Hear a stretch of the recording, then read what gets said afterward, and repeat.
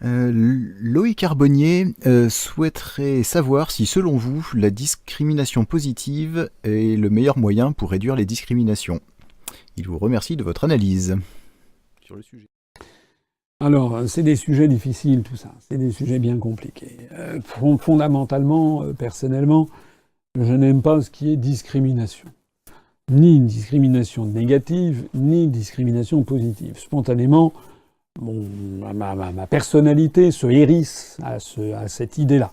Je pense que normalement, dans la République, tous les citoyens, qu'ils soient hommes, femmes, jeunes, vieux, qu'ils soient catholiques, protestants, juifs, musulmans, confucéens, agnostiques, athées, etc., qu'ils soient blancs, noirs, rouges, verts, jaunes, etc., quelle que soit leur orientation sexuelle, etc., que tout le monde est citoyen et doit avoir les mêmes droits et les mêmes avantages. Donc l'idée qu'il y ait des processus de discrimination est une idée qui, dans son esprit, me choque.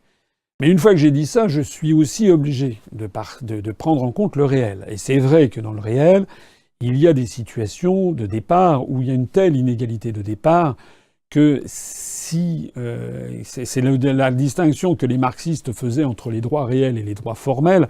Il y avait des droits formels et puis réellement il y avait beaucoup de les gens, par exemple des jeunes qui sont nés dans des milieux extrêmement défavorisés. Ça arrive. Par exemple, des jeunes issus de l'immigration qui sont nés dans une famille décomposée où le père est parti, où la mère est analphabète, où il n'y a pas de structure familiale pour encadrer, qui vivent dans des cités et qui, en fait, traînent un peu dans les cages d'escalier, etc.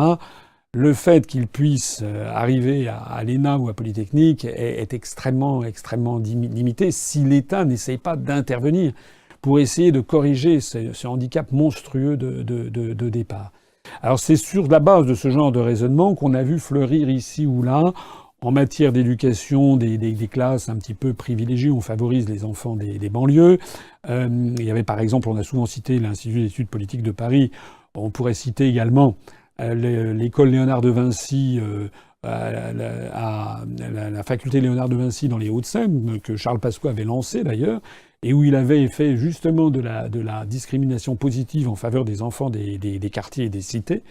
Alors ça a été beaucoup critiqué à l'époque, la fac Pasqua, mais depuis que Charles Pasqua est décédé et depuis que maintenant le temps a passé, cette faculté a été reprise et l'idée de départ, que ce fût celle de Charles Pasqua ou pas, peu importe, finalement, est une idée qui a quand même fait son petit bonhomme de chemin et on a... Moi, je sais que j'ai donné des cours là-dedans et j'ai vu que c'était quand même... Moi, j'étais quand même assez frappé par le fait qu'il y avait des enfants des quartiers qui avaient... grâce à cette façon de promotion qui avait quand même une nouvelle chance dans la vie et que c'était très bien parce qu'il y avait des gens formidables. Alors, pour les femmes, c'est un petit peu la même chose, si j'ose dire, même si la situation est quand même très différente. Mais c'est vrai qu'il y a eu ces mesures de discrimination positive en faveur des femmes, notamment pour leur permettre d'avoir un plus grand accès aux emplois publics, aux emplois élus. Alors, je ne peux pas dire que je sois contre, parce que c'est vrai que ça a fait changer les choses. Honnêtement, ça a fait changer les choses.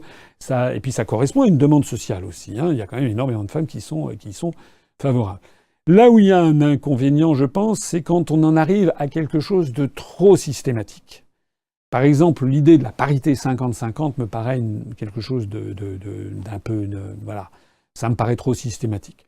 Nous avons réformé les statuts de l'UPR. On a proposé, et 97, et quelques % de nos adhérents ont accepté, du moins ceux qui ont voté. On a modifié les statuts pour qu'il y ait désormais au bureau... D'abord, on a considérablement élargi le bureau national avec 58 personnes. Et il doit y avoir maintenant à peu près 25% minimum d'un des deux sexes, donc en gros de femmes. Pourquoi 25% ? Parce que on a à peu près 25% de femmes parmi nos adhérentes. Il nous est apparu que si on avait imposé une règle 50-50, c'eût été là, pour le coup, discriminatoire à l'encontre des hommes. De façon d'ailleurs générale, il y a un problème qui se pose, un problème de nature sociologique ou psychosociologique.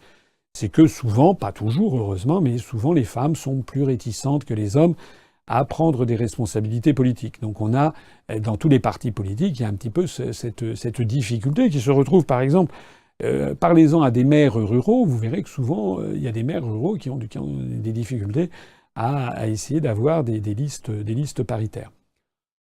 À mon avis, je pense qu'il ne faut pas aller beaucoup plus loin maintenant que ce qui existe. Je pense qu'il faudrait qu'il y ait Moi, plutôt que de parité exacte, je pense qu'il faudrait me dire, par exemple, qu'il y a au moins un tiers des deux sexes voilà, ou 40%. Ça laisserait un petit peu plus de marge de manœuvre.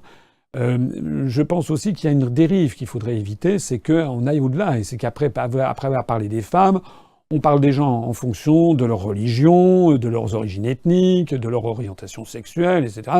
Bref, que ce soit une espèce de dérive à l'américaine, où la seule chose qui compte, ça serait l'appartenance à telle ou telle communauté, et non pas la qualité intrinsèque de la personne, son intelligence, sa connaissance des dossiers, son goût pour servir autrui, comment dirais-je, sa volonté de servir le bien public, res publica en latin, la République, le bien public, sa relative, comment dirais-je, indifférence aux honneurs,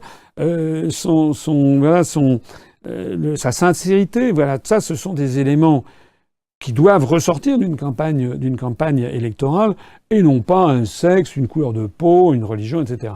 C'est pour ça que je pense qu'il faut maintenant ne plus aller au-delà dans ces mesures-là, mais garder ce qui a été fait. Je pense que c'est une bonne chose.